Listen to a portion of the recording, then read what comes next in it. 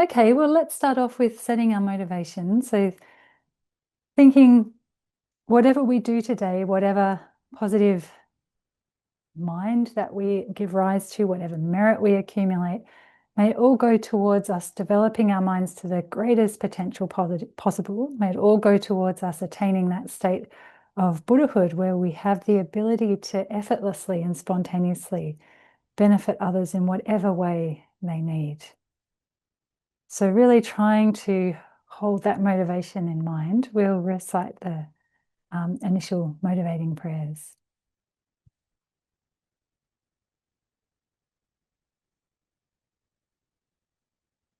I go for refuge until I'm enlightened to the Buddha, the Dharma, and the Supreme Assembly. By the merits I create through listening to the Dharma, may I become a Buddha in order to benefit all sentient beings. I go for refuge until I'm enlightened to the Buddha, the Dharma, and the Supreme Assembly. By the merits I create through listening to the Dharma, may I become a Buddha in order to benefit all sentient beings. I go for refuge until I am enlightened to the Buddha, the Dharma, and the Supreme Assembly. By the merits I create through listening to the Dharma, may I become a Buddha in order to benefit all sentient beings. May all sentient beings have happiness and the causes of happiness.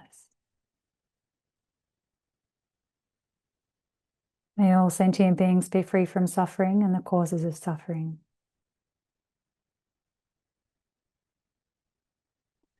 May all sentient beings never be separated from the happiness that knows no suffering.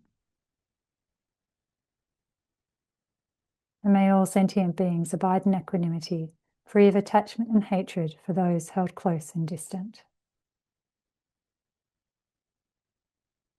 Thank you, Sheila.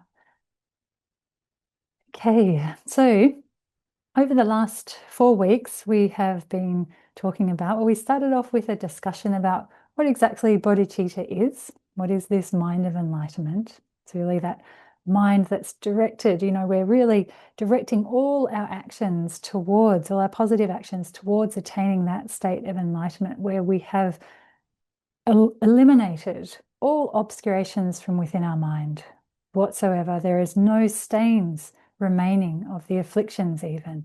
So that we have, and that we have developed this perfect realization.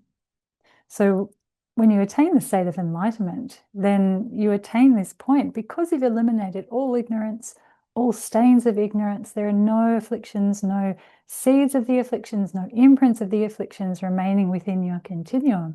Then there is nothing to stop you, to act as an obstacle towards you knowing everything that is to be known. So through removing all obscuration from within your own mind, then you have stopped anything that could potentially prevent you from knowing all that is to be known.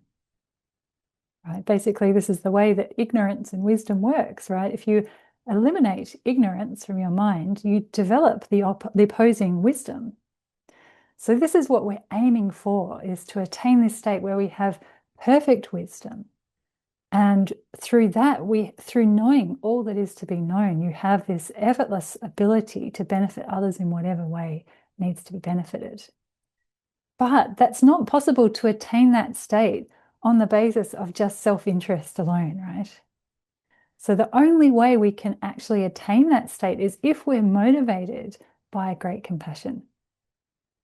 So that great compassion is going to be directed towards not just a few sentient beings, not just the ones that help us, have helped us in the last few weeks or the last few months or the last few years or just in this life, sporadically throughout our lives. Not just those sentient beings, but all sentient beings without exception, without even leaving out one single sentient being. So that's the motivation for striving for this state of perfection. That's the only motivation that will get you to that state. So it's really important, therefore, that in order to develop that really vast motivation that takes to mind each and every single sentient being that exists, that we put in a great deal of effort into really developing that affection towards others, developing that kind heart, that open heart towards others. So moving from this closed attitude of wanting to protect ourselves, that closed, selfish, self-interest kind of attitude, opening that out and really expanding out our mind and our thoughts and our kindness and our love towards each and every single sentient being. That will be the basis upon which then we engage in whatever needs to be done in order to attain that state of perfection. So that's really, encapsulating the mind of enlightenment, in one thing, is to say we're striving for enlightenment. That's what the mind is doing. It's like it's aspiring towards that state of perfection, but not just that alone. It's aspiring to that state of perfection for the sake of all sentient beings. So there are those two aspects to bodhicitta, to the mind of enlightenment. There must be those two aspects. So we need both that open-heartedness, that warm-heartedness, that really strong compassion and affection towards others. And on that basis, wanting to work for their benefit, we strive for the goal. So that's sort of encapsulating the mind of enlightenment. So hold on to that, because, as you go about your lives and your practice and your study, you want to make sure that you have those two aspects complete in your motivation for whatever it is that you're doing. So the last 4 weeks, we've been talking about one method to go about developing that really amazing mind. And that's the sevenfold cause and effect instruction method. So when we looked at that sevenfold process, and then adding in equanimity as the foundation, so you end up with 8 steps.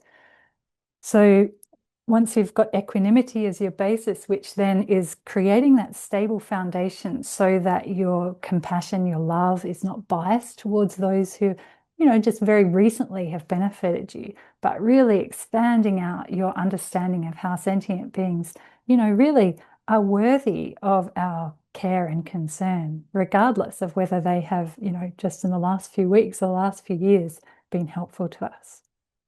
So with that basis of equanimity, the next 6 steps, recognizing sentient beings have been our mother, recollecting their kindness when they were our mother, wishing to repay that kindness, then loving kindness, great compassion, and the highest intention. That is really the 6-fold process we go through, which brings us to the point of really having that strong aspiration to accomplish the welfare of all sentient beings without exception. So with that as the cause in our mind, then naturally we'll be drawn towards striving for a state in which we're able to accomplish the welfare of sentient beings. The welfare of sentient beings meaning to bring them happiness and to remove their suffering, which of course we can't do by ourselves. It's not like we can just go into a sentient being's mind and haul out all the things that cause them suffering.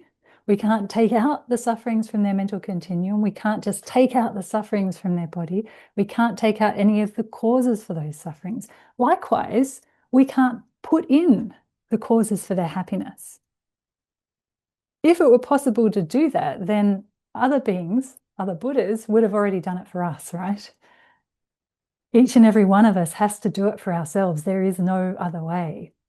But other beings are able to help us, to, sort of help us move along the path, to provide us with the guidance that we need in order to get to the point where we are able to remove our own suffering. We're able to create the causes for our own happiness. And that's what we will then be able to do for others in an excellent way, and like the best way possible, as if we are already Buddhas. Where we are now, we have like a limited capacity. We should still use the capacity that we have to do what we can for others. But we really need to try and expand our capacity to the greatest extent possible so that we're able to benefit others in the best way possible. Yeah. So that's the natural progression, is through developing that affection towards others, and then really developing that aspiration to want to benefit them, to bring them happiness, to help them to remove their suffering. Then the natural progression is to want to attain a state of perfection where you have the greatest capacity to do that, which is enlightenment. So that's the way that it works for that 7-fold cause and effect instruction method.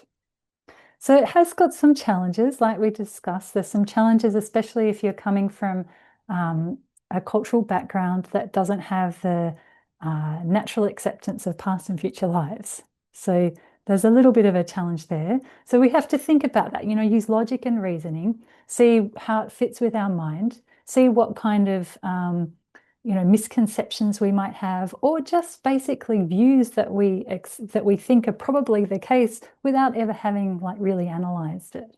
We might have gone through our lives for a lot of years just thinking that there was no past life before this life. So we can analyze that. And even though it might not be, the only view that you hold now, maybe there's still a bit of doubt in your mind. So you can bring that up and really look at it and see, why would I think that there is no life before this life? Is there any logic that might go against that view? Really analyze it. This is the whole point of developing your abilities of logic and reasoning. So I don't know if you've been to any Tibetan monasteries, and particularly the major Tibetan monasteries, but if you have, you probably will have seen the monks and nuns debating. Have you seen that, or have you seen videos of that online? It's quite, see, Robert, you're nodding along there. So it's quite involved, and it's definitely interesting if if you're looking at various videos online, it's quite interesting to watch videos of the monks and nuns debating in the Tibetan system. So it's a very formalized approach to debate. You'll have this like hand clapping, and it gets quite physical. It seems quite intense. Is this ringing any bells, or you've not seen it at all? Not seen it. Matt, you've seen it? You've seen it? Yeah. Okay. But it's quite fascinating. And when you watch it and you can't hear what's going on, in fact, even if you know some Tibetan, probably will not help you to understand what's going on because they go so fast and it's so intense, and it's just actually when I was at Sera Monastery, back in I think it was 2004. And so I went there with my teacher and I was staying in his house with a few others of us from Australia that had gone over with him. And one of the other people that had come over with us was a monk that I was ordained with, and he was about my age, and he was thinking that he might enter Sera Monastery at that time. So he thought he'd do some kind of like preliminary stuff, get a feel of how it all went, what the program was like, what it would be like to study there. So he was following along with the lifestyle with some of the other monks. And one of the monks, so I should also point out, he was actually our resident translator at Chenrezig Institute. So he'd gone through the 4-year or the 2-year translator program in Dharamsala in India. And he'd already done a few years of translating at Chenrezig Institute. So, and his Tibetan was really excellent. He was like a really, he's still alive, so he is, I should say. His Tibetan still is really good. He's an excellent scholar. Now he works for the 84,000 program. I think it's Dzongsa Khyentse Rinpoche's program. He works as a translator there. So his Tibetan was excellent, and he was translating for our mutual teacher, who was himself, he's still alive, he's still a great scholar, and his teachings were very precise. So the translation had to be very precise. He was also very fast in his teaching, so the translator had to be very fast in the translation. So the point is, his Tibetan was excellent. So one of the monks from the house took him along to the debate courtyard where they were doing the debates. And they do about, I'm going to say maybe 5 or 6 hours of debate a day, part in the morning, part at night, just on a normal day. And there's also classes during the day as well. So it changes throughout the year, but that would be like a sort of a standard day. So they went to the debate courtyard, and my friend came home afterwards and he said, oh, well, that was a real challenge. He said he really struggled to understand what was going on in the debates because it's like they go so fast, and you've got all the different, not necessarily dialects, but accents you have to understand as well as understanding the material. And it makes you very, very quick. It's very, very sharp. It's a particular type of wisdom that you develop through this process of debate, which is like a type of quick wisdom, because you have to recall points very quickly. You have to, put across your view very, very quickly. You have to be able to defend your position very, really solidly. And so, yeah, the monks going through this system do tend to develop this very quick wisdom and ability to be very sharp with their logic. But the point is not to just become a great scholar of debate. The point is to take that ability to use logic and reasoning and turn it back in on your mind and really hone in on what sort of doubts you might have in your own mind.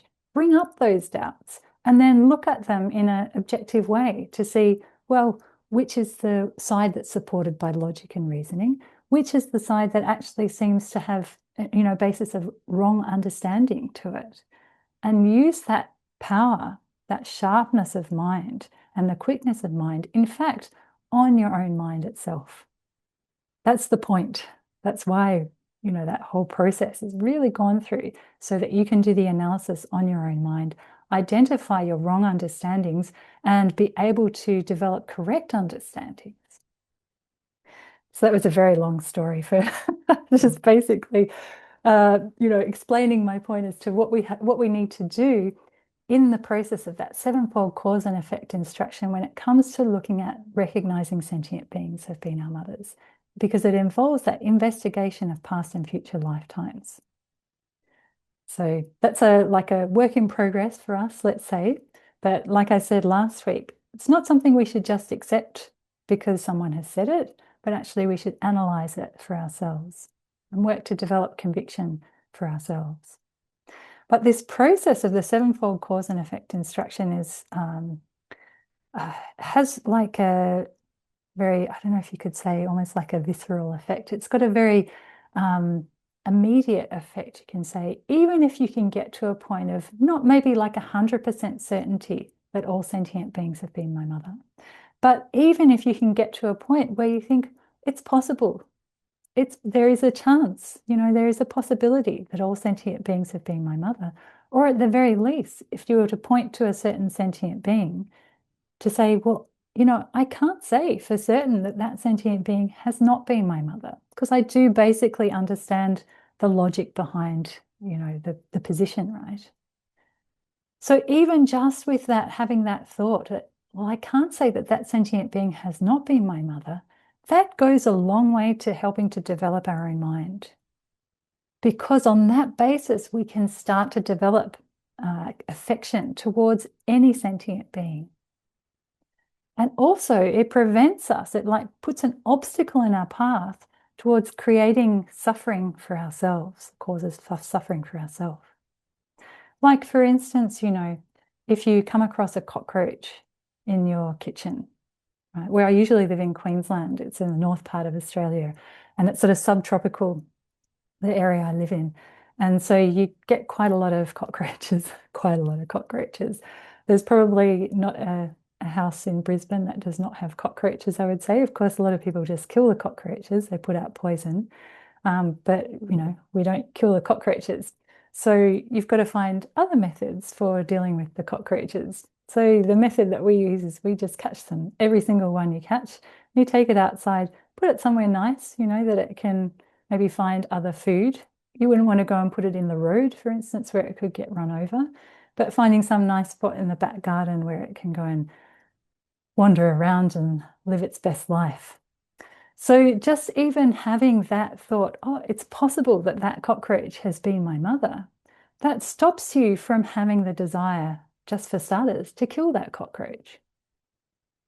So if you stop that desire to kill the cockroach, you're putting a stop to that negative karma of killing and the intention to harm. And both of those things are actually going to harm you yourself if we think of it from a karmic perspective. So it's immediately stopped you from creating causes for future suffering for yourself.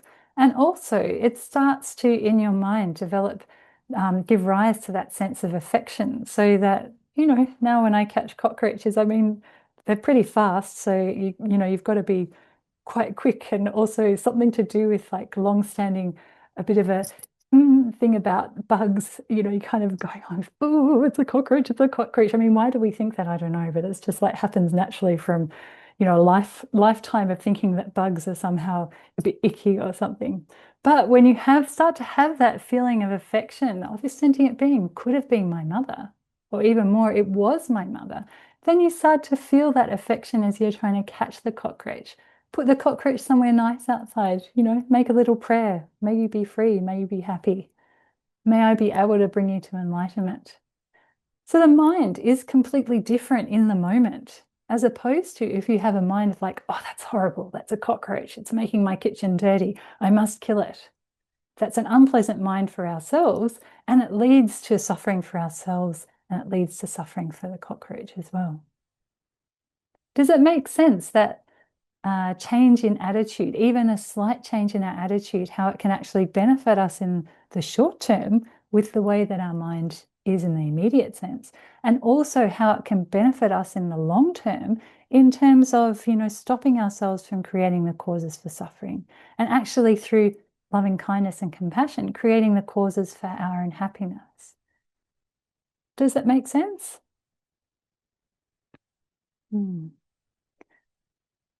Scarlett. Hello. So I've been reading, trying to figure out like how emptiness benefits me on a daily basis. And I've been trying to like read different things for quite some time now. And then I came across something that's really impactful for me. Like I'm like, okay, this I can work with. It's on the FMPT site and it was a talk Lama Zopa did. And he says that our true nature is non-dual and non-self. And that just sort of made all the sense in the world for me of all the things that I've been learning. And I guess what I want to kind of, as I'm massaging what you're saying, I kind of wonder when you take on the Bodhisattva path, and I do understand that causes and conditions create your karma, right? And conditions also and causes bring about dependent arising. So does that make sense what I'm saying? I don't know how to say it properly, but like there's causes and conditions that dependently arise.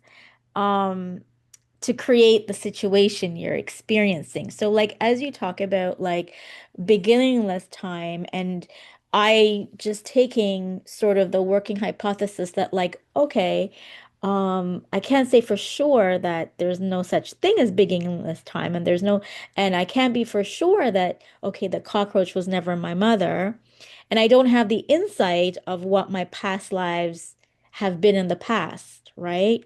So moving forward on the Bodhisattva path, I do understand that our aim is to continue to create a mind that is compassionate and not negative. And like, as we do this, the mind, I guess, becomes clear and the defilements just go and they cannot come back. But my wondering is, when you become a bodhisattva, are you not living in it sounds like you're blissed out all the time. And is that not like an attachment to because you're so pure in your mind, every cause and condition is always going, it seems like is going to be positive because you continuously are intending every dependent arising that comes to purify it. Do you know what I'm saying? So I wonder, like, is that itself an attachment that then you're a bodhisattva and you're like attached to this bliss? Because if tragedy can't seem to happen to you because you've gotten rid of your defilements.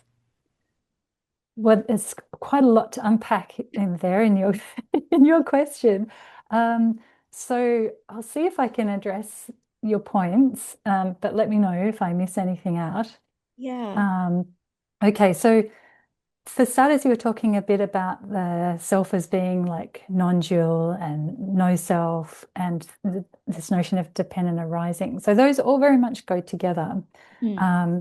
So when we talk about like the self being non-dual or no self or selflessness, we say that actually they're being the self being selfless, or the person, me, I, myself being selfless, the thing that proves that there is no established self, and we need to understand what it means to say no established self for starters, or selflessness. The thing that proves that is, in fact, that the self is a dependent arising. That is Hmm. like the primary reason that proves it. So it's hard to kind of like summarize it in a very short way. And this, I think, it definitely will come up more if you study the DB module on wisdom, which is coming up maybe next, possibly next or the one after. Lost track of the numbers. So definitely will come up more there. But essentially what it's saying is not that there is no self whatsoever. There definitely is a self. There is a me, there's an I. We all have this me, we have an I. The I that does things, the I that performs actions. So there is an I that creates negative karma or accumulates negative karma. There's an I that accumulates positive karma. There is an I that will continue on, like right from where we are now as probably beginners, all the way up through the path. We become a bodhisattva. That bodhisattva will still be, a person. They will have this I, and that bodhisattva will continue on until they become a Buddha. And you still have an I, a me, a person at Buddhahood as well. So there's definitely an I, there is a me, there is a self, but it's just that that self doesn't exist in the way that we think it does. And this is what selflessness is all about, is Hmm. that there is a sense that we have to, is that we have this concrete, independent kind of self or person that exists in and of itself, doesn't depend on anything else whatsoever. That almost like you could reach in to your body or to your mind and you'd be able to grab hold of it. That's how it kind of appears to us, that there is Hmm. something independent that exists there, that is also the thing that we need to protect from suffering. And there is this concrete, independent me that I need to bring happiness to. So the fact that that doesn't exist in that way, that is what we mean by selflessness. Yeah, or the lack of the self of persons. Instead, the way that the person exists is actually in a dependent way. So it exists independent. One of the things you mentioned was causes and conditions.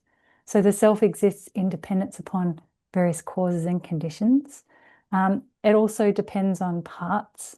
So we Hmm. can talk about temporal parts, the self, the me of like, just in terms of this life, of like the start of life, the self, me of the middle section of my life as a young adult, the self, the me of my life where I am now. So there's all these different parts to self. But Hmm. most importantly, what we can say is that the self depends upon the body and the mind. Hmm. So the self is not the body, the self is not the mind, but the self exists in dependence upon the body and mind. And in fact, the self is designated or imputed onto the body and mind. Hmm. So it seems to us as though there is something in the body and mind that is the self, but that sense is created by our innate ignorance that grasps the self to be independent, concrete, inherently existent. Does not exist like that whatsoever. It is merely imputed onto the body and mind. So, I mean, I'm giving a really brief sort of synopsis of it. Some of Hmm. you who've maybe studied this in more detail, you'll be like, oh, there's so much more we have to talk about here.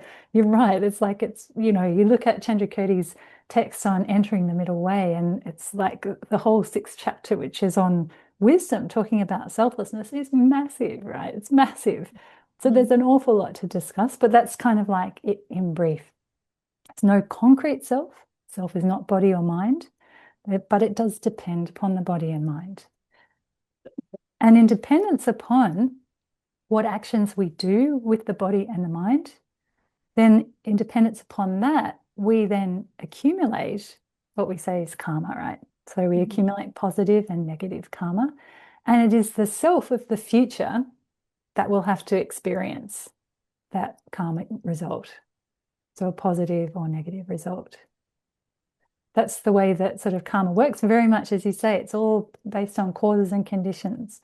So through creating certain causes through our body and mind, through the actions of body and mind, those causes will result in results, positive and negative results, sometime in the future that our future I, me, will have to experience. Hmm. Mm. So when it comes to bodhisattvas, again, there's like quite a lot to talk about with bodhisattvas, because bodhisattvas, um, there's like a range of bodhisattvas, we can say. There's bodhisattvas who are right at the start of their path, and then there are bodhisattvas like, in the middle, and then there are bodhisattvas who are very close to becoming Buddhas themselves. So because there is such a range, and as a bodhisattva progresses through the path, then, they're kind of like they're at different stages of development. So in the early stages, they haven't actually eliminated any of those obscurations from their continuum. They do have that mind of enlightenment that is uncontrived. It just arises spontaneously and effortlessly. They definitely have great compassion, and they will be consistently accumulating great merit because of having that mind. Because, they're pretty much constantly accumulating merit through that really expansive motivation towards all sentient beings, not just one or two sentient beings, but they're directing all their positive actions really towards attaining enlightenment for the sake of each and every one of those sentient beings who are limitless. So, Hmm. likewise, the merit that they accumulate through those actions motivated by the mind of enlightenment, and in fact, in dependence upon the mind of enlightenment itself, they accumulate vast merit. And that merit, yeah, you're right, that is going to be experienced as a positive result by that bodhisattva down the track, all the way to enlightenment, in fact. So they're definitely accumulating the vast causes for their own happiness, as well as accumulating those causes for themselves of attaining that state of perfection. But it's not to say that just because you're a bodhisattva, you've eliminated all the afflictions from your continuum, that you've eliminated all ignorance from your continuum. And in fact, there are stories, I think I might have mentioned it last week. There's a whole discussion in the Chandrakirti's text, Entering the Middle Way, of bodhisattvas getting angry at other bodhisattvas and how extremely destructive that is. Hmm. Hmm. So once a bodhisattva has gotten about to the middle of the path, around the path of seeing, once they get to the path of seeing, then you can say it's really, chances are very low that they're going to get angry, because at that point, their realization of emptiness, selflessness, is like really extremely profound. It's become a perceptual, a direct realization. It's like a whole another discussion as well. But at that point, they really start eliminating the afflictions from their continuum. And from that point onwards, then, it's like they're not going to experience suffering themselves. Um, they're not going to get angry. They're not going to have all these other like sort of big afflictions. But they're keeping chipping away at the ignorance and the afflictions in their continuum, because they can't all be eliminated all at once, all of a sudden. It's a process because they're so ingrained in our continuum. We're so habituated with the afflictions. But earlier in the first part of the path, then a bodhisattva, although they have the mind of enlightenment, it's still possible that they might get angry. And it's certainly possible that they can experience suffering from karma that they have accumulated in the past. So definitely it's possible for a bodhisattva. But the thing is for a bodhisattva, that's less likely to be a suffering of mind, because their mind is buoyed by the great compassion in their continuum, by the loving kindness in their continuum, and by the mind of enlightenment, the bodhicitta that they have in their continuum. So their mind is, really, how can you say, it's explained to be, uh, yeah, I don't know how else to say, but very buoyant, like this, uh, easy for joy to arise in their mind. Hmm. Yeah. And when you say bodhisattva, like, are you referring, like, sometimes it seems just so fantastical, like just um sensational, right? Like the idea of Tara or Manjushri, bodhisattva, like I'm not there yet where I feel wholeheartedly, yes, Tara is like exists, or Manjushri. And like when you say bodhisattva, are you talking about like someone like myself who is, working to that? Or are you talking about some sort of like fantasy kind of in my mind? I have to imagine. I think I have some trouble sometimes with this path that like they just like deities don't feel like I hear that yes, they're real, but sometimes I think is it like a hallucination that someone said this? I have a really hard time, and I think it's like I don't know. I want to be better at it, but I don't know how to convince myself to be have the strong conviction. Yeah.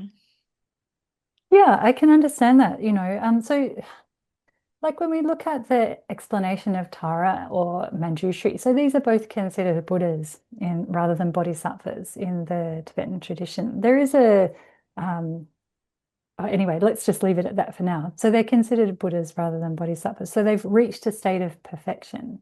Okay. Manjushri is considered to be like the manifestation of Buddha's wisdom. Tara is said to be the manifestation of Buddha's enlightened activities, which is why often people will make prayers to Tara for a particular outcome, because it's said to be that she is the one who is ready to be right there to help whenever help is required. Um, and likewise, often there will be prayers that are made to Manjushri at the start of study programs and things like that, because they're considered to be that manifestation of the Buddha's wisdom, right? But the reality is, I mean, it's good to make these prayers. That is like an assistant to the rest of the practice. But the main part of the practice is really about improving our own mind. Because if you make prayers to Tara saying, oh, may I have happiness, may things turn out well for me, may I eliminate the afflictions from my mind, you know, like that's all very well. But if you have not, you mentioned causes and conditions before, if you haven't created the causes and conditions within your own mind, doesn't matter how many prayers you make to Tara. Doesn't matter, like if you, for instance, say, oh, may I understand this very difficult text? May I understand entering the middle way? Manjushri, please help me understand that text. But you don't go and study it. You don't go and make any effort to understand it from your own side. You won't get the result. Hmm. So these prayers that are made to Buddhas and Bodhisattvas, they're like an assistant. It's a way for bringing about the result. It's like an assistant to help with bringing about a result from a cause that you yourself have created. Hmm. That's the point of prayer, essentially. So, what we need to really focus on is making sure we're accumulating the right causes within our continuum. That's what's most important. In terms of what a bodhisattva is somebody who has uh, really stopped self-cherishing from arising within their own mind.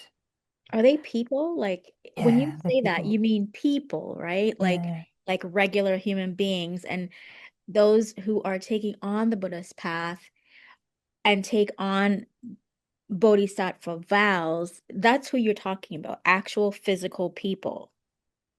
They could be physical. They might not have a body that we can see. A bodhisattva is not necessarily human. Oh, okay. Yeah. But yes, there would be humans that are bodhisattvas for sure. Yep. You can't tell by looking at another person because it depends on what's going on in their mind. So you said, you asked me, would it be like you consider someone like yourself as a bodhisattva?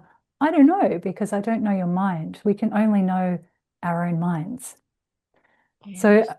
a bodhisattva is somebody who has set aside their self-cherishing and they are controlled instead by a cherishing of others, which means that it's not as though, like for us, maybe I'm casting aspersions, and when I say us, that you can work out if it applies to you or not. I'll speak for myself, right? Yeah. So for me, for instance, it's that I have to work to develop that cherishing of others within my mind. It requires some effort. It Yeah. doesn't just arise naturally, you know, and I just walking down the street and there's naturally this cherishing of others just constantly happening in my mind without any particular effort, right? This is something that I have to work at. I have to bring up within my mind and habituate myself to it. So that indicates that I'm not a bodhisattva. Me too. Okay, there you go. So that's how you figure it out. So for a bodhisattva, this is all automatic, it's natural, it arises spontaneously for them. They've habituated to such an extent that this the mind of enlightenment essentially has become effortless. Well, there's no real course effort like we have involved in it. So that cherishing of others, there's no real course effort required. It just arises spontaneously and naturally for them. They don't have to sort of go, uh-oh, there's self-cherishing arising in my mind again. Oh, because they're controlled by the cherishing of others, just like we're controlled by our self-cherishing. Thank you for the clarification. Thank you so much. I really appreciate it. That's okay. I mean, these are good questions because, you know, many people will have the same questions as you. And it's good to get more and more, even if you understand, you know, to get more and more familiar with these ideas and how they apply to yourself. So you can gain conviction that it's possible to get to that state by doing the work yourself, right? So if you start to work at reducing your self-cherishing, increasing your equanimity, your loving kindness, your compassion, your mind of enlightenment, over time, you will notice that it does start to arise more easily for you. And that shows you, that's like what can give you the conviction that it's possible to get to a stage where it becomes effortless. Yes. But you have to do the experiment yourself, really. Like there are no words that can be, you know, you can be told that's going to give you that same conviction that you will get from doing the experiment yourself. Yes, I understand. I thank you for clarifying the whole idea of bodhisattva. I just don't, I guess I just want to make sure that my thoughts equate to, what I'm listening to and just confirming that, like, I'm not swaying into some sort of fantasy land, that I am, on the right track of how I think about things. Yeah, yeah. But hopefully that's given you something to work with. Yeah, Um, thank you so much. yeah, but I think it's important to always come back to ourselves. We have to do the work ourselves. So it's helpful to rely on Buddhas and Bodhisattvas. That, in fact, we need to rely on Buddhas and Bodhisattvas to help us, to guide us, you know, on the path, to assist us in our endeavors. But we're the ones that have to do the work ourselves. We can't leave it up to anybody else to do it for us. Yes, I completely understand what you're saying. Thank you so much. Welcome. Okay, so this week we're going to start to look a bit at this second method for developing the mind of enlightenment. So the second method, you might remember I mentioned it right at the start. It's called equalizing and exchanging self and other, or equalizing, exchanging self with other, for other. Anyway, it's like this, equalizing, exchanging self and other. So this method came from Shantideva, and Shantideva was like another great master in the Nalanda tradition.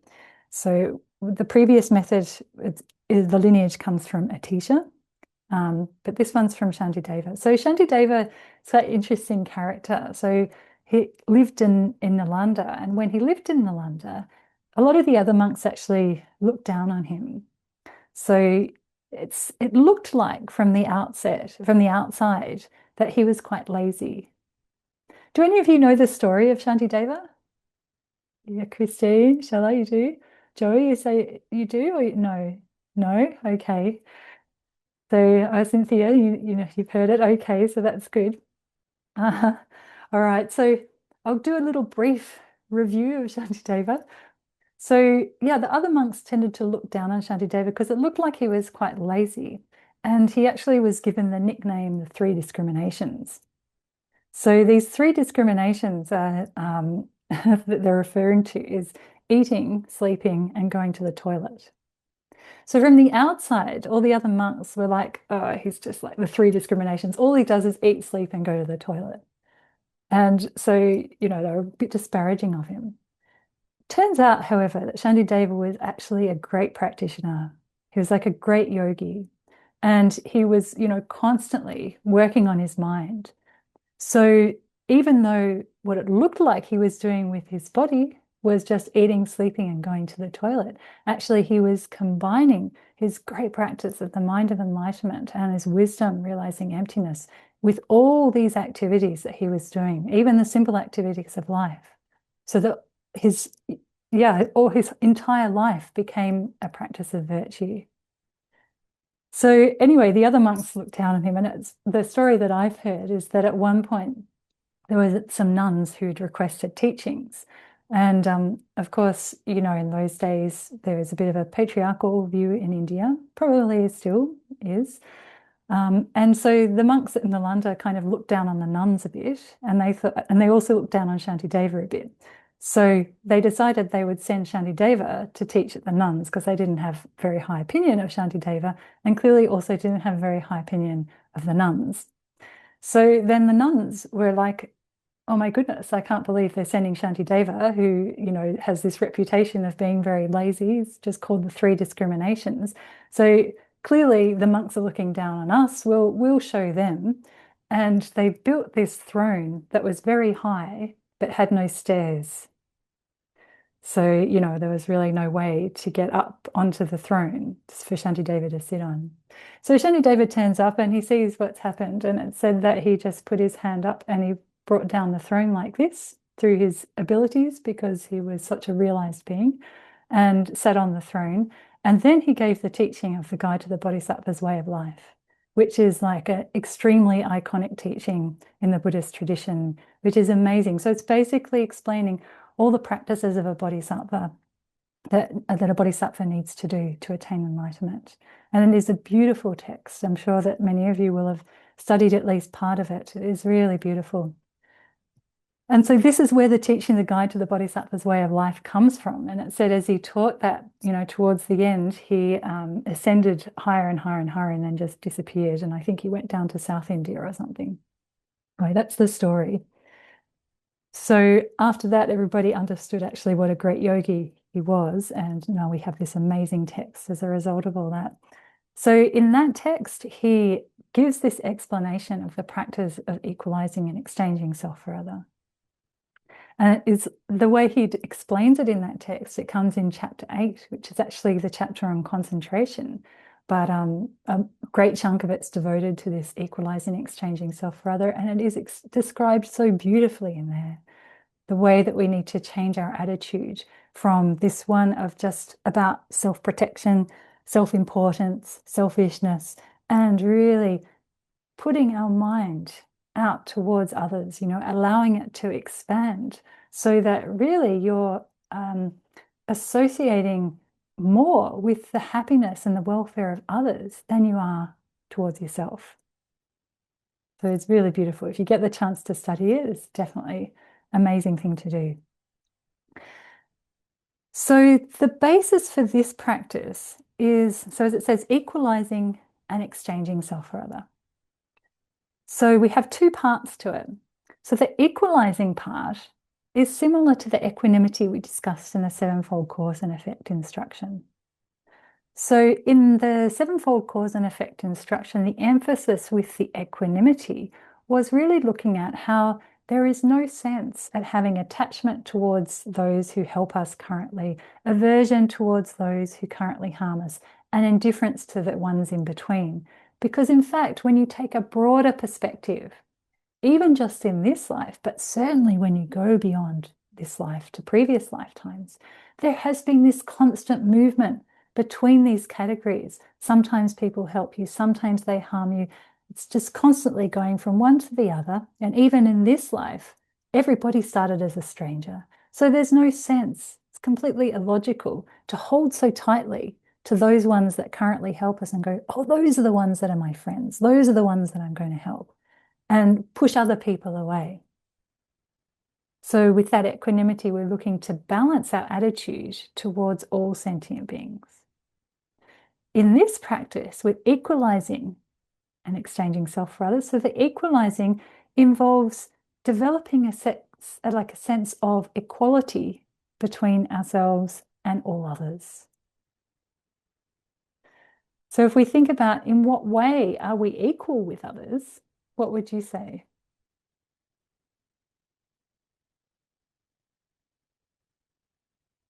"30." We all would like to avoid pain.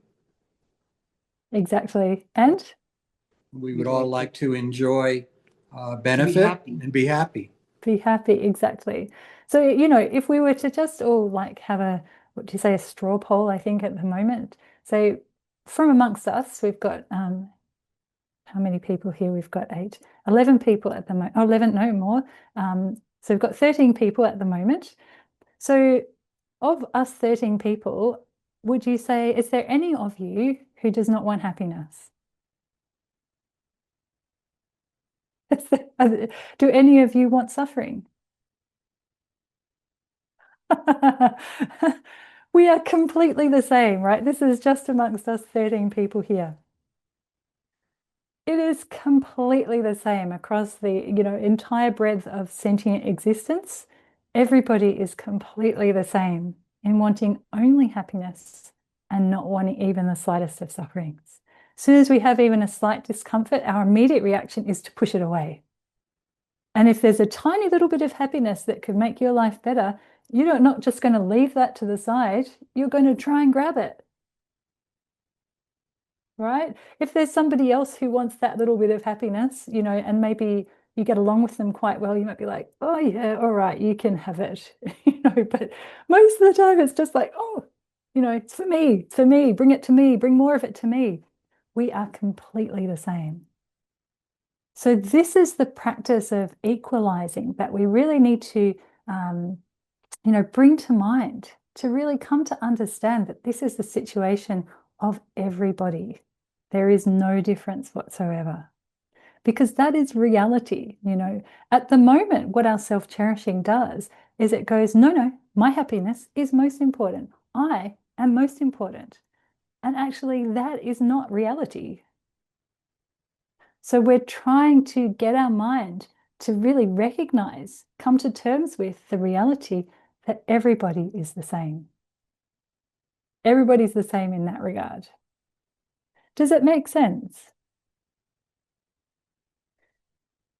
So it requires some thinking about. This is not something that you can develop that real sense of equality between self and others just from thinking about it once or twice. We need to think about it extensively again and again so that we really have that deep appreciation of how every single being that you come across, every single being that you think of, has exactly the same desire as you. And it's on the basis of that desire that each and every one of us acts, right? It's always on the basis of wanting more happiness for ourselves, to reducing suffering for ourselves, that we act. We act positively and we act negatively. So this is the absolute foundation. So when somebody behaves badly towards us, maybe harms us in some way, that is coming from their desire to be happy and their desire to be free from suffering.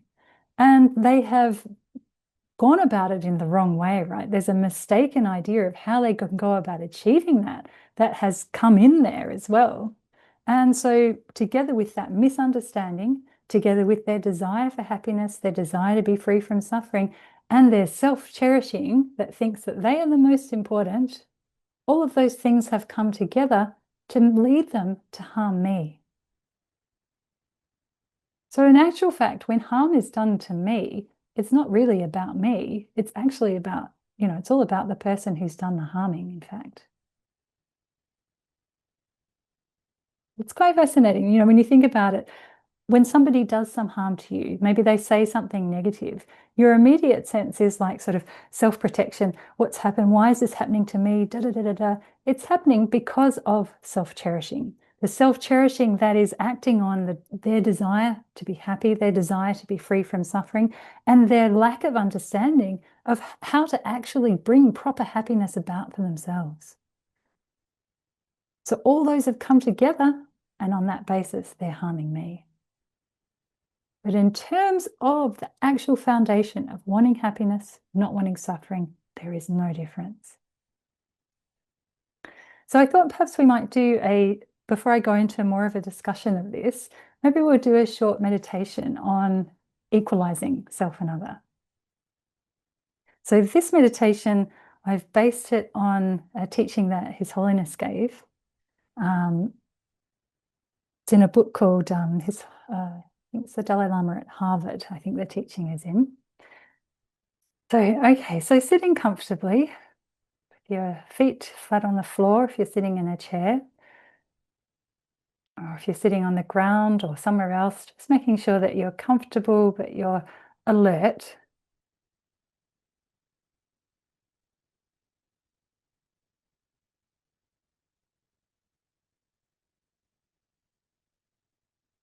And allowing the mind to settle into the body.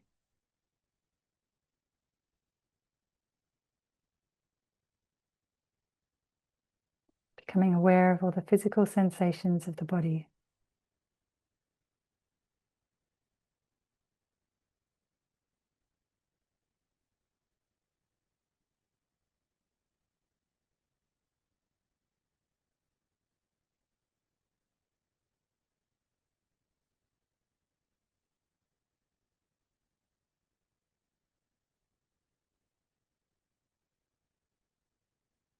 And allowing your mind to rest on the natural rhythm of the breath.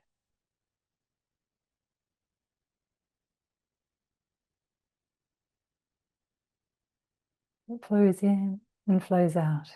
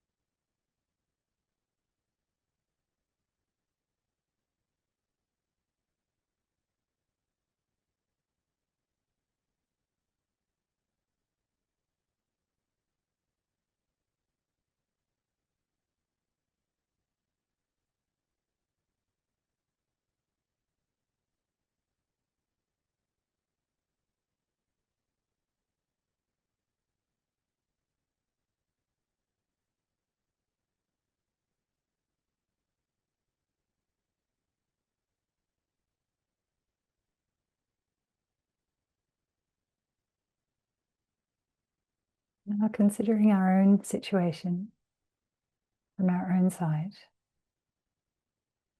We have this wish to be free from suffering and the wish to be happy.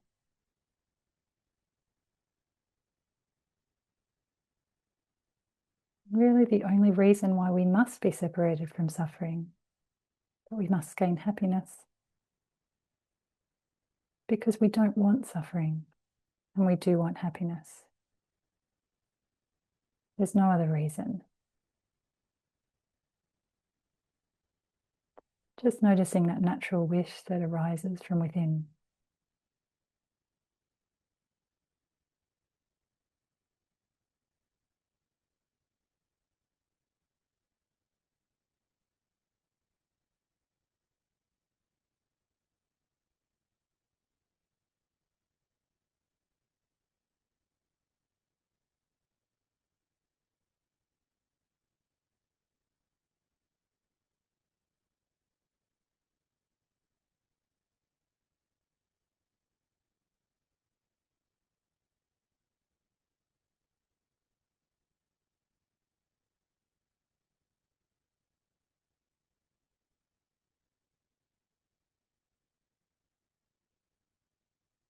And think about all other sentient beings. They have exactly the same wish as myself. There is no difference whatsoever in our desire to be free from suffering and our desire to be happy.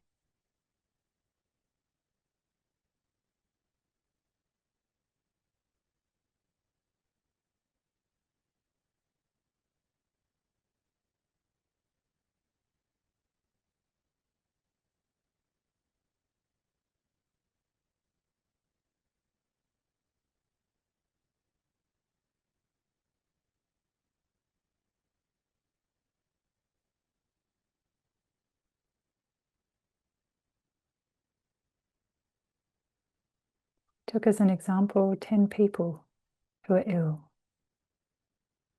They all, each and every one of them, want to be free from their illness. And there is no reason for selecting one out for better treatment in terms of that desire to be well again.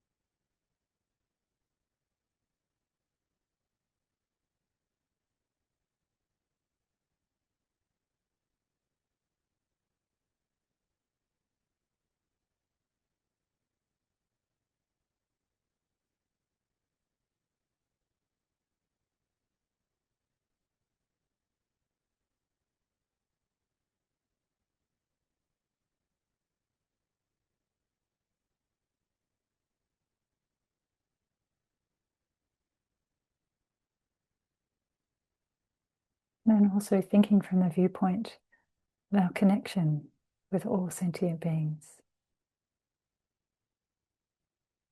So from the viewpoint of our connection with all sentient beings, there's no reason to discriminate between who is worthy of help, because all sentient beings have been kind to us.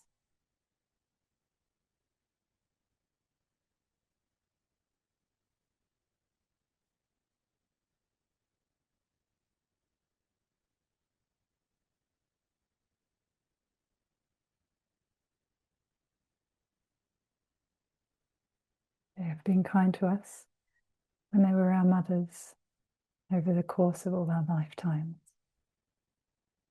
giving birth to us, feeding and clothing us, and protecting us.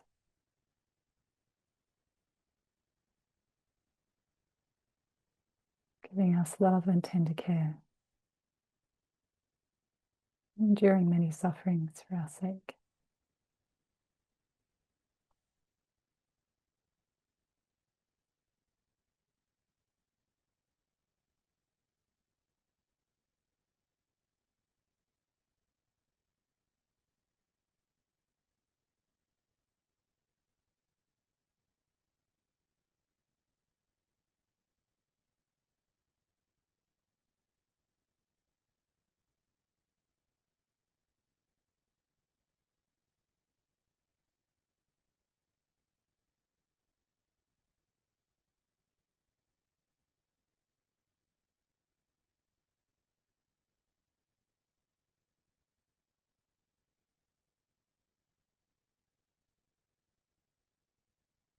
You can also think of the times when they were kind to us, when they were not our mothers.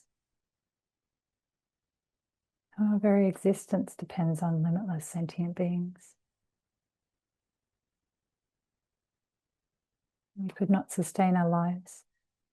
We had to grow all of our own food from scratch, make our own clothes, our own medicines, learn all that was required to take care of our bodies, performing operations, creating filtration for our water,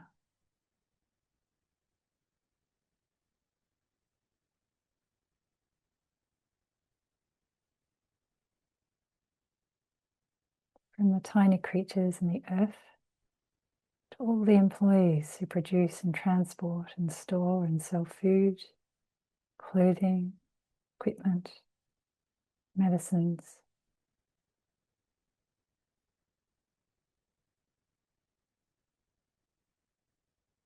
All the teachers, doctors and nurses,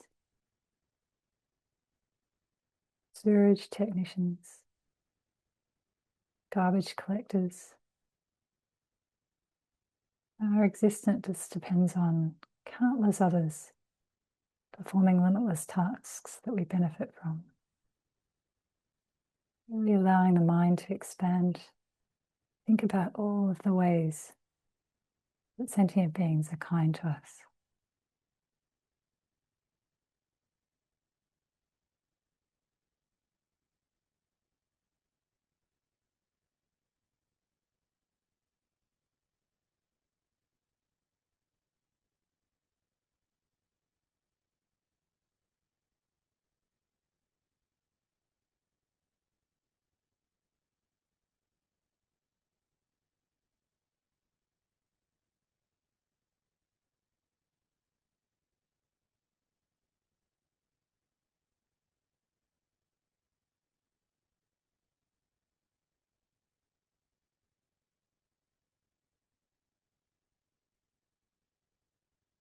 And thinking about how ourselves, all these other limitless beings, are just the same,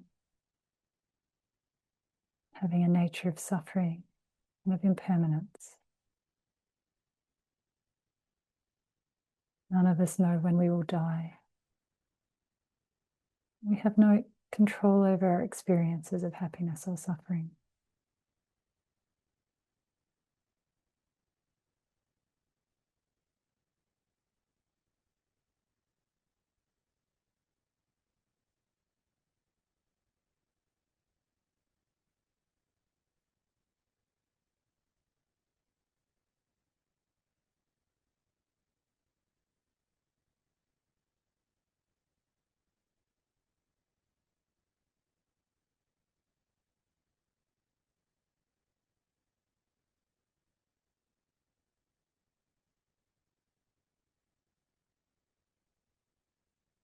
Although we all have to go through those sufferings, birth, aging, sickness and death, find all sorts of ways to quarrel with others.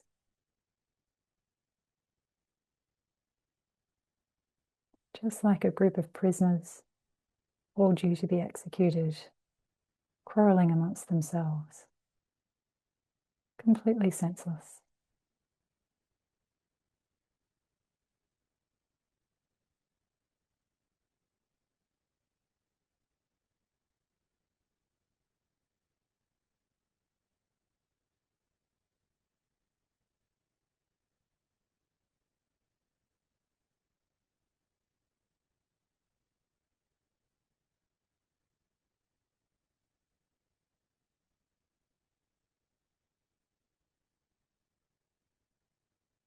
So if we are the same in so many ways, what is the real difference between ourselves, all these other sentient beings?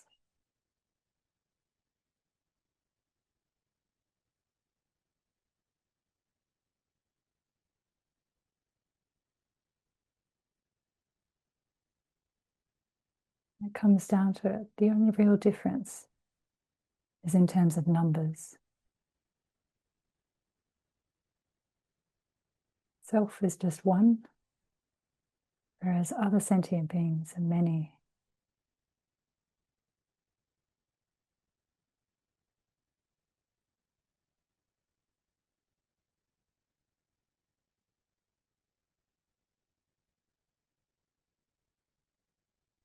You imagine yourself as an unbiased observer, and in front of you on one side is your proud, selfish self.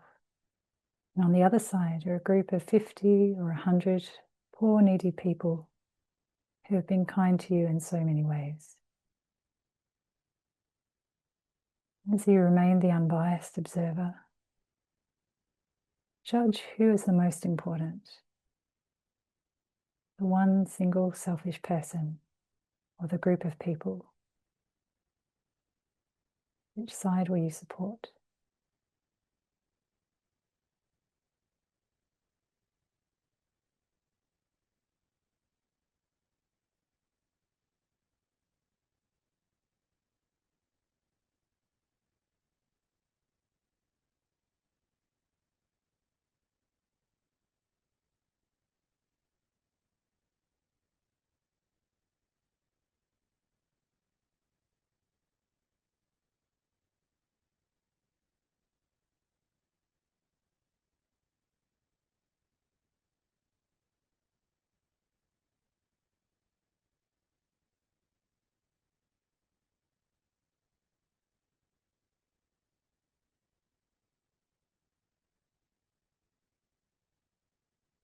Because if you can assess it in a fair way, naturally your heart will go to the group because the number is greater and there is more need. Whereas the other one is just a single person, proud and selfish.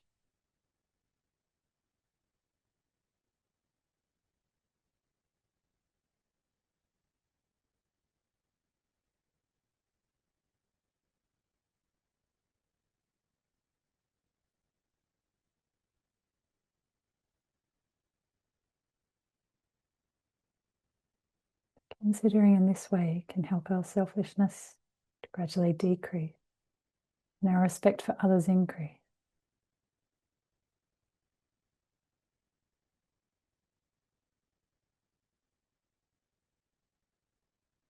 As your heart gives rise to that sense of care and compassion for the group of people, allow that to grow more and more, expanding out towards all beings of the 10 directions.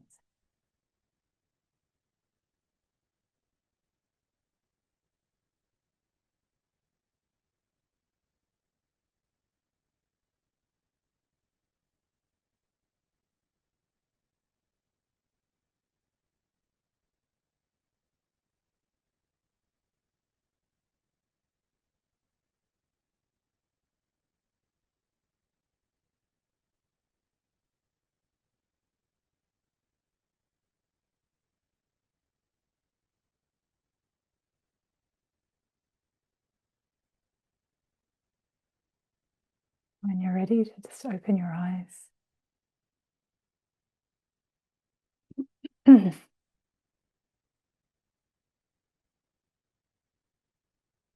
So this is one way to do this meditation, equalizing self and others. So really trying to get a solid sense of how we are completely the same in that wish to be happy and the wish to be free from suffering. It's not going to just magically change your mind in an instant. We have to be consistently working at it. But that is the first step. The next step, what we need to do is to really understand how incredibly destructive self-cherishing is. So self-cherishing, we often use the term selfishness in English, and I suppose they're probably quite similar. But particularly here, when we talk about self-cherishing, what we're saying is like that holding as important, or the most important, the most precious is me. That's essentially what we're saying. When you look at cherishing others, what we're doing is we're changing that attitude and moving that holding important and cherishing, finding precious, moving that onto others.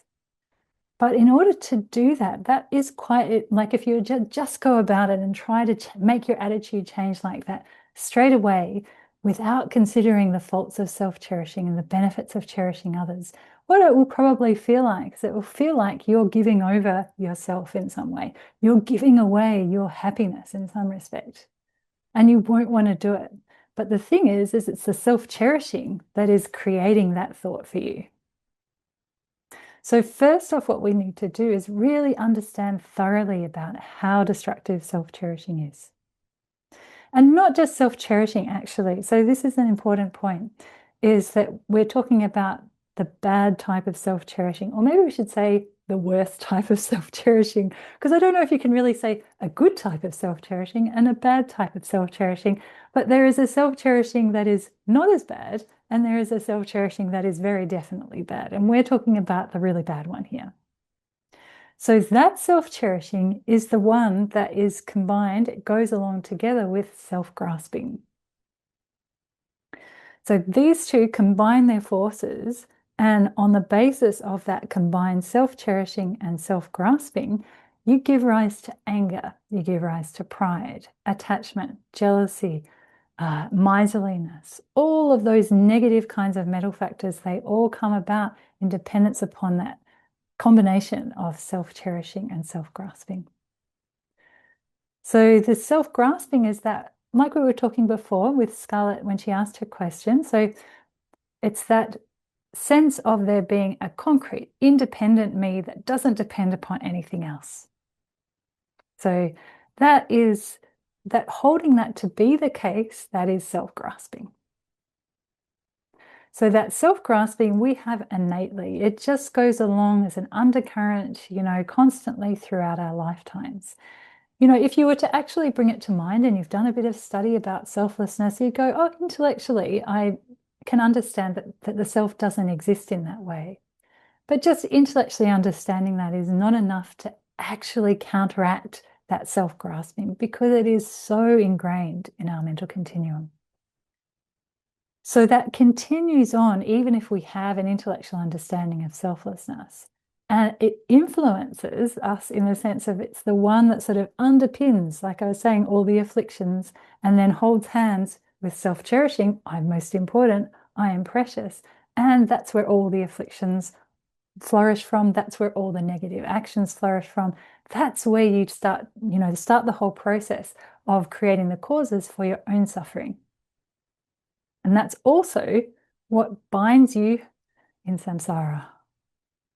It binds you in samsara and it stops you from developing on the Mahayana path, stops you from becoming a bodhisattva. Now, it is possible to separate these two out. So there are those who have managed to overcome their self-grasping, but still have self-cherishing. So those would be people like Hinayana Arhats, for instance. So they still have self-cherishing, but because they have stopped their self-grasping, that self-cherishing doesn't have the same negative impact that it does for us. So that self-cherishing in and of itself doesn't cause them to create negative actions, doesn't cause them to behave in bad ways towards others because the self-grasping is gone. So we call that like a slightly better type of self-cherishing. So the one that's the real problem here is this self-cherishing, self-grasping combination. Yeah. So this is the one that creates all the problems in society. This is the one that has created all the wars to date and will create all the wars in the future as well. It's the one that is creating, like, we talked about the all the terrible things that are happening with the ICE, violence in the States at the moment. Self-cherishing combined with self-grasping. That's where that's coming from. All violence in its entirety comes from self-cherishing, self-grasping. All problems within families all comes from self-cherishing, from self-grasping, that combination. Everywhere you can see any problem in the world, all of it comes from the root self-cherishing and self-grasping. Because there is first that sense of an independent, concrete me, and then self-cherishing comes along and says, I have to protect that. I am most important. And so what do? You harm things that you think are going to create problems for that, and you grasp more and more at the things that you think are going to help it. And you don't care if you harm other people in the process, because number one, me is most important.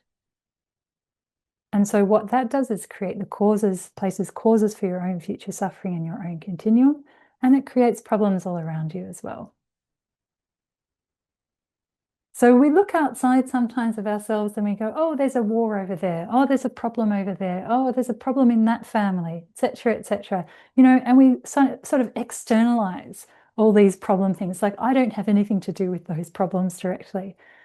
Well, maybe not those problems directly, but as long as you still have that self-cherishing combined with self-grasping in your continuum, you have the same cause for creating all of those problems as, what you see externally to yourself.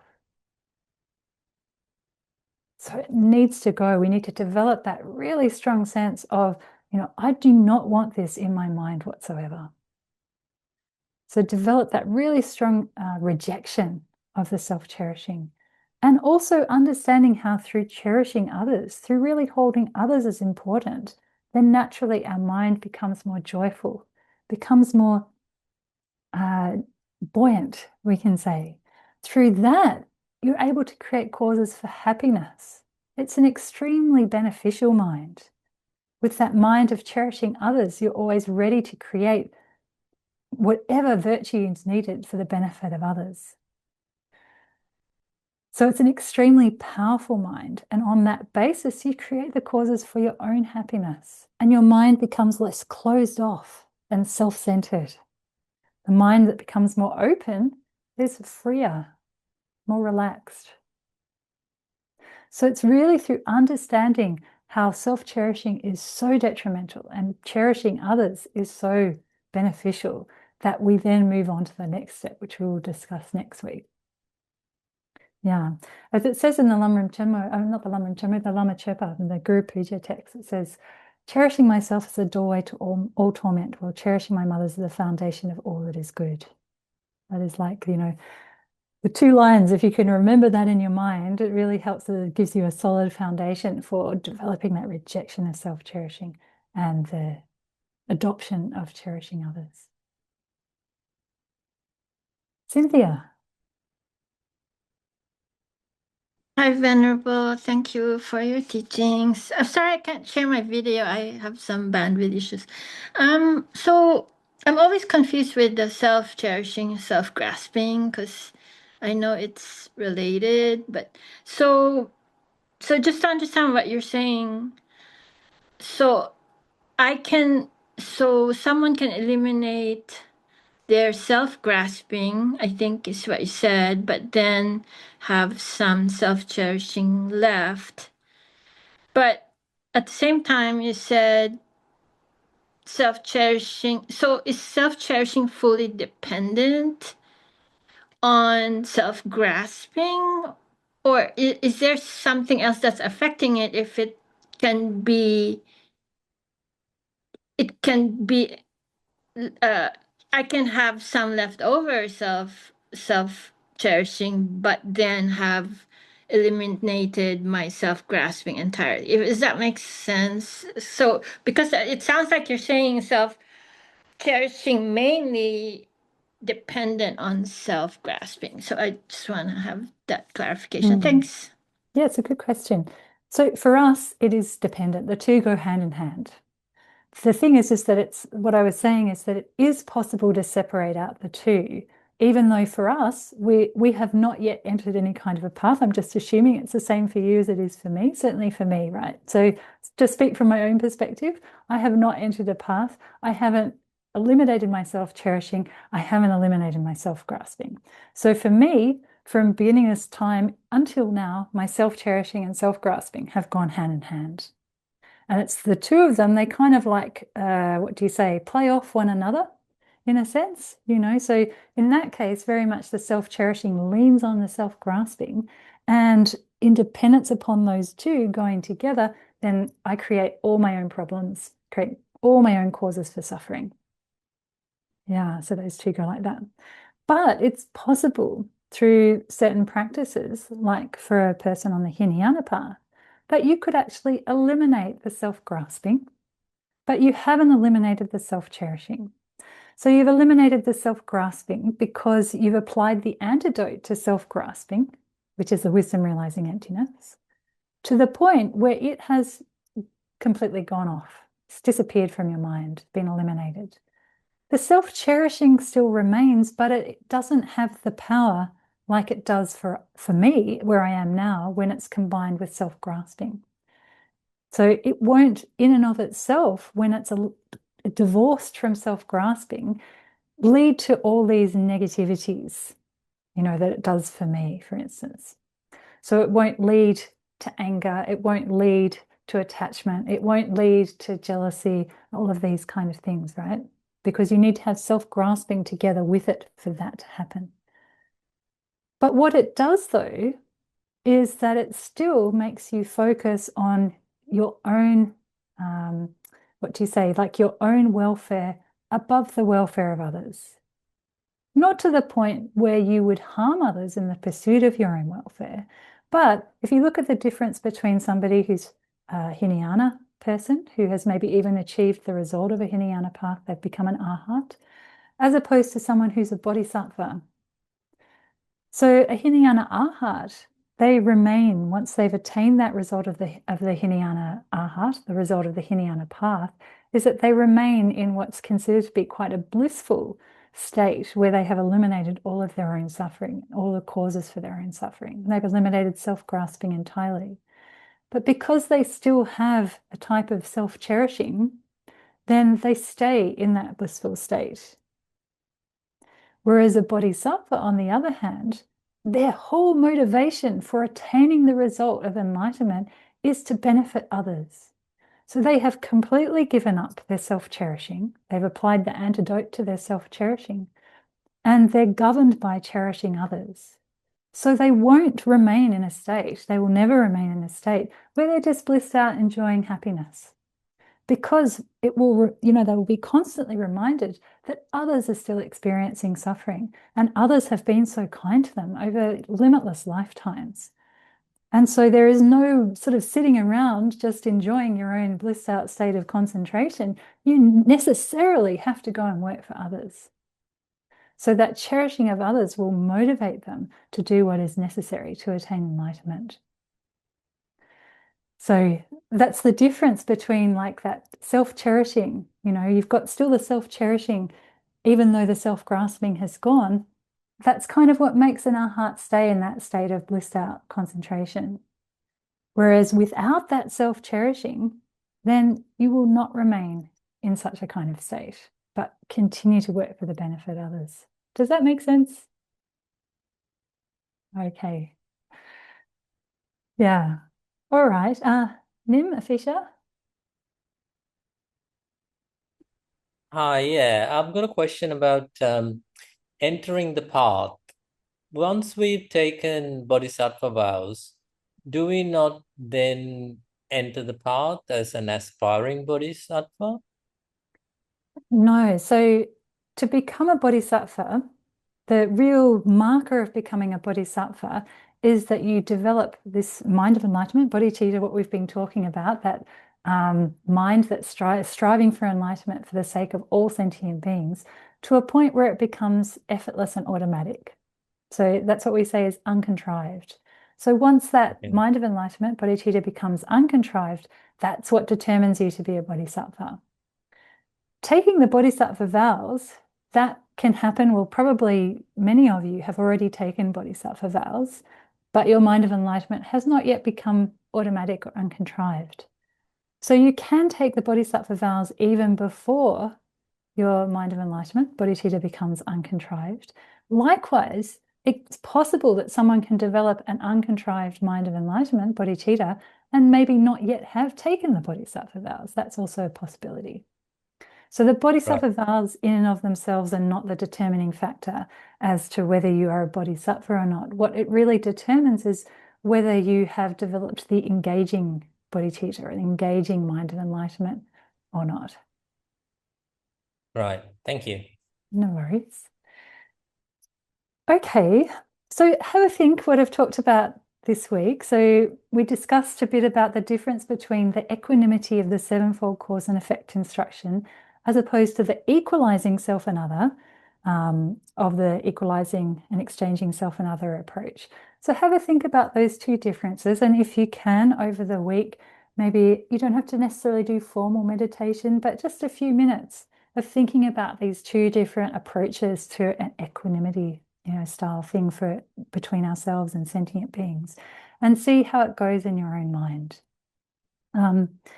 Something occurred to me during the week, actually, in response to a question that you asked, Scarlett, and I thought to mention it, is that you mentioned a couple of weeks ago about when it's challenging, for instance, if you're having to take care of family, right? And you feel that sense of responsibility, and yet at the same time, you don't want to, you kind of resent it a little bit. And I'm sure that we can all relate to this, in various aspects of our life. You've got responsibilities and you don't always want to do those responsibilities, but you feel obliged, right? So you could potentially, I was thinking, what is a way to approach this? And I thought, well, one way to approach this could be, because we don't want to keep that mind of resentment, feeling like we're obliged, because what we're trying to do is change our mind to a really open, loving, caring mind. And when you have the sense of resentment, your mind becomes closed and dark and unhappy, right? So perhaps what would be a good approach, and we can all try it in whatever, situations we find ourselves in that are similar, is that, say, for instance, you're caring for a family member and maybe you'll be caring for them for like 6 hours. I'm just, for example, 6 hours for the day, or maybe it's like one day a week or something like that. So perhaps where we can start is take a portion of that time. So say the 6 hours that you're caring for this family member, say take half an hour or an hour if you can manage it, and think to yourself, right, in this half an hour or an hour, I'm really going to strive from this point when I first start until half an hour is up or until an hour is up, I'm really going to strive to think about, really reflect on all these things that we've been studying about, this cherishing of others and all the different things that we've discussed about loving kindness and compassion and having affection towards beings. I'm going to make it for that period of time. I will make sure my mind stays in that space, and I won't let these other thoughts, the self-cherishing thoughts, come into my mind. So setting your intention. So setting intention is really important, right? So it can really help us to get through from one point to the next point. So if you're just, instead of it being like from now on, it has to be like this all the time, you're just setting a period of time that you're going to really try, not just try, you're really going to put into practice the things that we've discussed. And then after that time, whatever happens in your mind, just let it be as it goes naturally, and see how you go. Okay. And then slowly over time, what you might find is actually your mind. You find your mind during that time when you're putting those things into practice and you're really changing your attitude, is you actually prefer that mind to the other mind. Yes.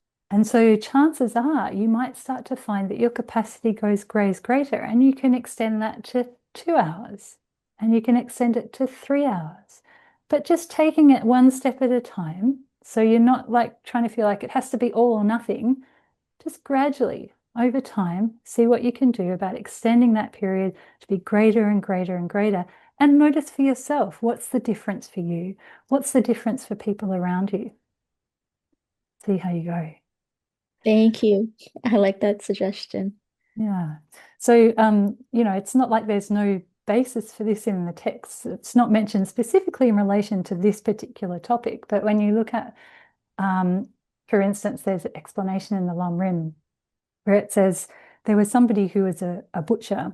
And I think it might have been at the time of Shakyamuni Buddha, but if it wasn't, it was the time of another master.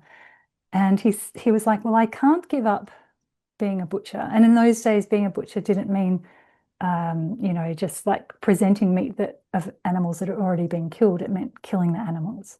So he was saying, I can't give up my livelihood. I don't know what to do. So whether it was the Buddha or whichever master it was, he said, okay, well, what you should do is to set your intention so that during the day, okay, that's what you need to do. But at nighttime, you make a commitment that you are not going to kill. From this point at night until the next morning, you will not kill. And so you accumulate that ethics through the nighttime where you've set your intention, you've made your promise that you're not going to kill, and you fulfill that promise. So you're still able to accumulate virtue during that time, even though during the day you're accumulating non-virtue. So if we think about it on that basis, then likewise, we can maybe approach our self-cherishing in the same sort of way. So instead of like self-cherishing, freaking out and going, oh no, you can't let go of me. Instead, just like go, I'm just gonna let go of you for an hour and see how you go. Thank you. Do you recommend that in that hour, like if there's others that have difficulty like I do, that we're doing like the exchange, the Tonglen, and we're also doing like the Lozang. Like, is that what you mean? Like during that hour where if resentment arises or anger arises, we're applying these techniques? Is that, I just want to clarify. That's what you mean?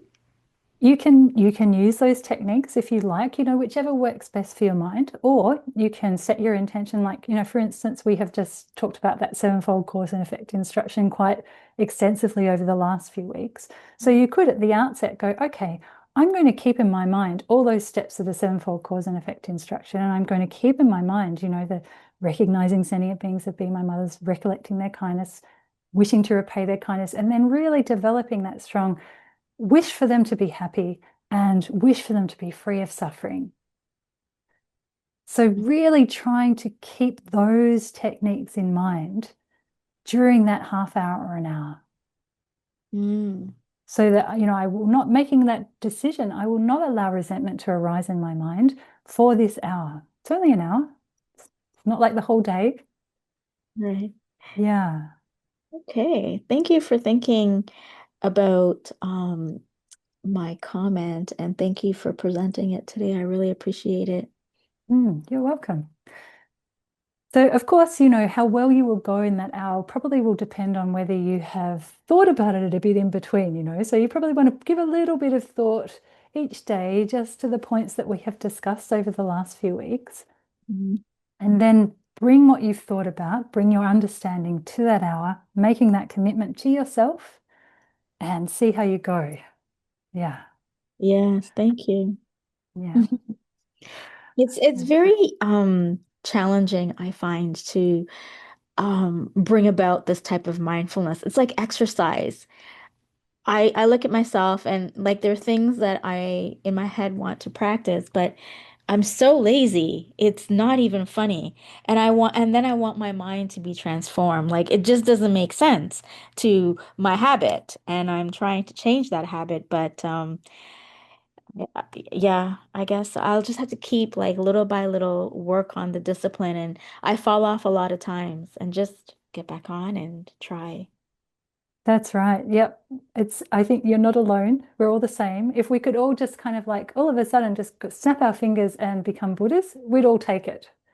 But the reality is that we actually have to put in consistent work over a long period of time. Exactly, it's like exercise.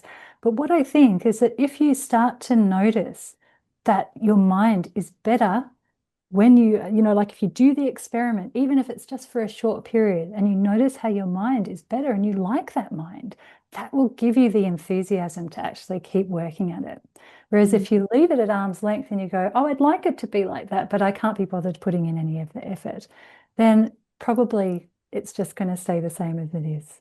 Yeah, yeah. I like that at least I have the motivation to want. Right now, I'm at the motivation to want and I aspire. And then let's see tomorrow.